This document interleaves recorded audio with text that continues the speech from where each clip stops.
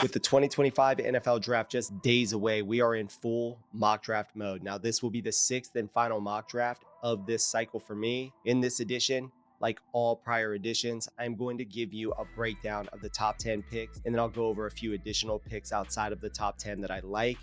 Now, as always, you can get the full 32-pick mock draft by clicking the link in the description or by visiting footballscout365.com. Now, speaking of the website, when you are finished reading and criticizing these picks, don't forget to check out all of our other content, including our NFL Draft Big Board rankings, which includes every top player scouting report, scheme fit analysis, and player comparisons. Again, you can find that and a lot more on our website, footballscout365.com. All right, so let's do a quick overview of this first round mock before I dive right into the picks here. Now, in this edition, I actually have a couple of running backs going in the first round still. In previous editions, I've had as many as 3. I'm pretty bullish on Amarion Hampton and Travion Henderson, potentially both going in round 1. I currently have 2 wide receivers going in this particular mock draft in round 1, only 2. In the past, I've had as many as 3 or 4. Now, as for the quarterbacks, the trend, it appears to be swinging in the direction of a third QB emerging, maybe Jackson Dart, maybe Jalen Milroe sneaking in to the back end of round 1. Now, I'm not of the belief that this is going to actually happen without somebody trying to trade back into the back end of round 1, like the Cleveland Browns or the New York Giants. With all that being said, though, I have the 2 quarterbacks everybody talks about, Cam Ward and Shedeur Sanders, obviously going in round 1. Now, to round out the offensive aspect of this mock draft, I currently have 6 total offensive linemen going on day 1. Now, the real meat of this mock draft is going to be on the defensive side of the football, where I have 10 combined defensive linemen. That's edge rushers and interior players, all going in round 1. So with all that being said, let's dive into the first 10 picks of this mock draft 6.0. Now, with the number 1 overall pick here, the Tennessee Titans, it's pretty consensus. It's been consensus for a while that the Titans will stick and pick here at number 1 overall, and they are going to select quarterback Cam Ward out of Miami. This is a player who has the arm talent, the mobility, and the off-script playmaking to thrive in today's NFL. Now, at pick number 2 overall, we have the Cleveland Browns. There's been back and forth speculation over whether or not they are interested in quarterback Shedeur Sanders, or whether or not they're going to flip over and they're going to take Travis Hunter, potentially to play wide receiver more than defensive back is what's being speculated right now. But that is the pick here. That's the consensus pick. We're going to go with Travis Hunter here at number 2 overall. Them passing on a quarterback here would leave them in a situation where they're going to need to pick up a quarterback off the free agent market or via trade. A lot of rumors and speculation out there that the Cleveland Browns are looking to make a deal with the Atlanta Falcons to try to acquire Kirk Cousins down the road here. So we'll kind of see how this pans out, but we're sticking with consensus here at number 2 overall. Now, with the number 3 overall pick, the New York Giants, they already picked up 2 quarterbacks this offseason in Jameis Winston and Russell Wilson. So there is a lot of speculation out there that they are not actually going to take a quarterback here at pick number 3. And the consensus is that they will select edge rusher Abdul or Travis Hunter, whichever player falls into their lap here. And in this mock draft, Abdul, the edge rusher from Penn State, will be right there for them. This is an elite disruptor. This is going to be one of the better players in this draft. This is one of those sure things. He's got an elite grade on our draft board. Now, pick number 4 overall. This isn't as consensus, but it's becoming more and more consensus. But the New England Patriots are going to select an offensive tackle. Now, whether that's going to be Will Campbell or the ascending Armand Membou, that is the question out there. But I'm going to stick here with Will Campbell, the offensive tackle from LSU. He's physical, he's polished, and he plays with a veteran anchor. I think he fits very well into the mentality of what Mike Vrabel wants to be in terms of the physicality on the offensive line. This is a positional, versatile player who can kick into offensive guard. He can play right tackle, left tackle. There's a lot of options here with this player, but he's one of those players that's kind of a safe pick here for the New England Patriots. I could also see them selecting Mason Graham, or let's say a quarterback is drafted number 2 or 3 overall. You could see them select Abdul or Travis Hunter if either one of those 2 players fall this way. But in this circumstance, we're going to stick and pick here with Will Campbell. All right, at pick number 5 overall, we have the Jacksonville Jaguars here, and they're going to select Michigan interior defensive lineman Mason Graham. Now, once again, this is pretty consensus out there. First 5 picks of this draft, if you go, let's just say you go to Mock Draft Database, for example, and you look at how everything is aligning over there, you can see the first 5 picks are actually just like this, pretty consensus. If you go through any mock draft right now, you could flip around maybe Travis Hunter at the top or number 2 or number 3 overall with Abdul. But at the end of the day, these first 5 picks are pretty chalk. But anyway, Mason Graham for the Jaguars. This is a 3-down interior lineman. This guy is going to play with great physicality. He's got quick hands, one of the most versatile interior defensive linemen out there. I've been comparing him to Aaron Donald. People are calling me absolutely crazy, but if you could get 80% Aaron Donald out of this guy in the NFL, you would actually stick and pick at number 5 overall here. Number 6 overall, I'm going to break consensus here with the Las Vegas Raiders, and a lot of people have Ashton Jeanty being the pick here. I'm going to go with Shedeur Sanders out of Colorado here. I am going to call the bluff of the Las Vegas Raiders. The relationship with Tom Brady and Shedeur Sanders, that still kind of sticks in the back of my mind a little bit.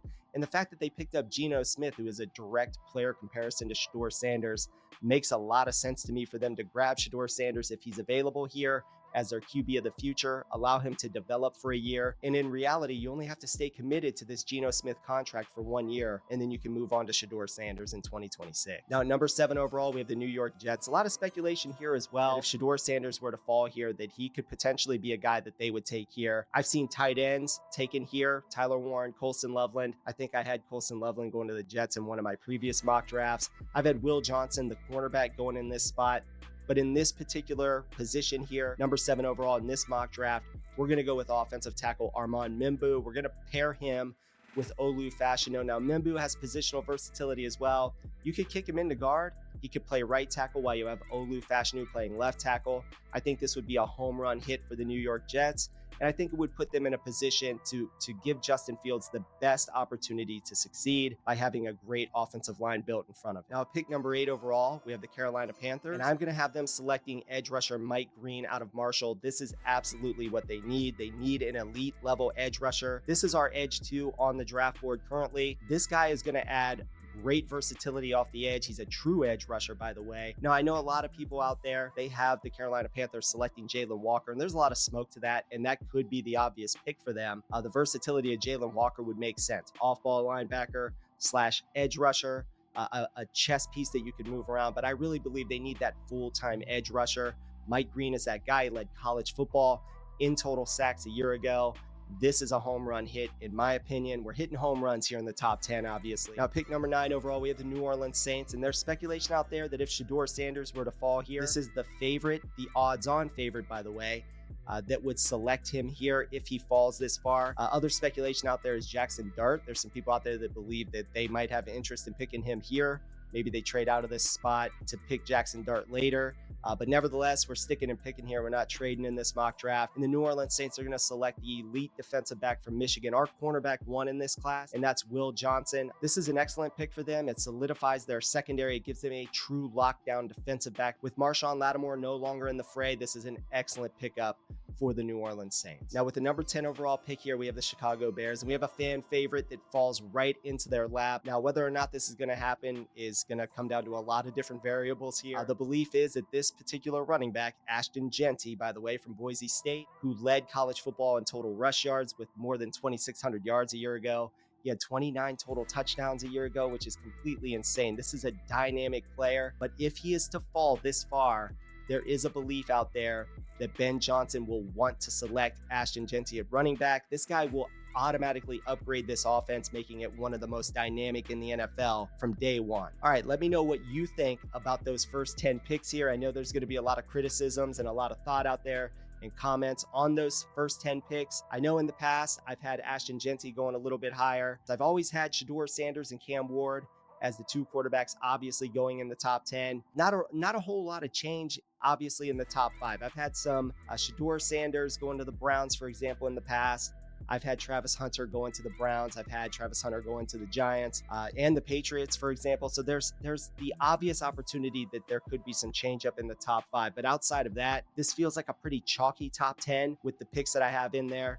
Outside of maybe Will Johnson, where a lot of people don't see him going in the top 10 of this draft. I know a lot of mock drafts have him going number 11 overall to the San Francisco 49ers. So we'll kind of see how that plays out. I do believe Will Johnson, in my opinion, should go in the top 10. So I'm doing everything I can to make sure that happens, even in my mock draft, even if that does not happen in real life. Now, as for a few of the picks outside of the top 10, here are a few of my favorites here. We'll start off at number 12 overall. I've got Kenneth Grant to the Dallas Cowboys. I think this would be an instant upgrade to their defensive line.